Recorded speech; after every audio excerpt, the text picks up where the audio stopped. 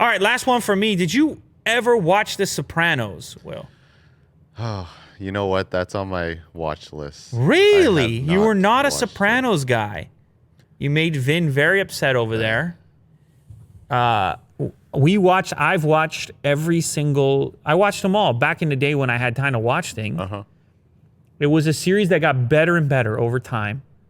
It was a comedy at first, right? It was kind of a little bit, I wasn't into it in the beginning. Right. It's very TV in the beginning. Right. Because that was a different era.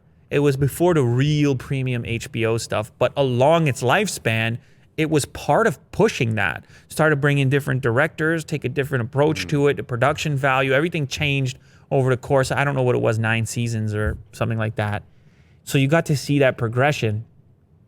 And it really spurred on, or it was at the early part of just changing our expectations around TV shows and what eventually became premium streaming shows and things like this. It was like movie quality to a point near the end.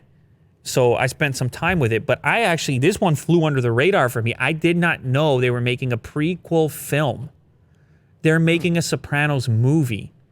It's called The Many Saints of Newark, and it was supposed to be out a while ago, but COVID screwed it all up. Now, it's a Warner Brothers film, so it's going to be doing the thing in theaters and HBO Max simultaneously.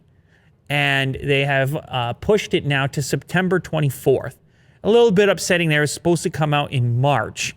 But I'll give you an idea of the premise here. It was co-written by The Sopranos creator David Chase and directed by one of The Sopranos directors, Alan Taylor, who did many episodes. And the backdrop is the 1967 riots in Newark, New Jersey, the result of flaring tensions between the city's black and Italian residents. Alessandro Nivola will star in the lead role of Dickie Moltisanti, Christopher's father, Christopher Moltisanti, a character in the Sopranos series. And James Gandolfini's son, Michael, is going to take the role of Tony. Wow. Get out of town. That gave you some shivers on that. They Does also he got look some. like him? What's that? Does he look like him? I don't know. Let's get a pick. Let's get a Michael Gandolfini on there. The cast also includes Leslie Odom Jr., John Bernthal, Ray Liotta, and Vera Farmiga.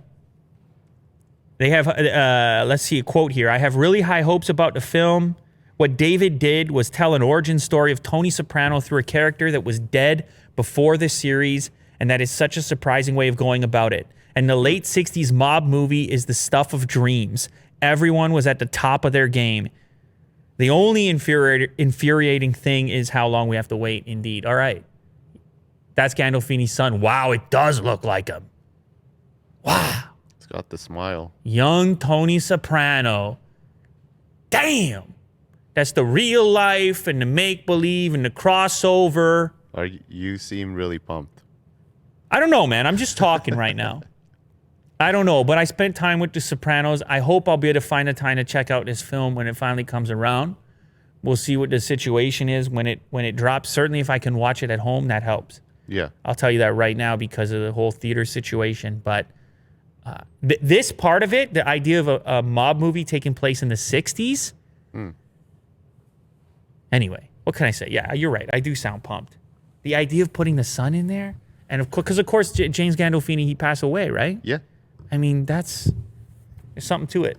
There you go. All right, let's get out of here so I can go listen to some sea shanties. All right.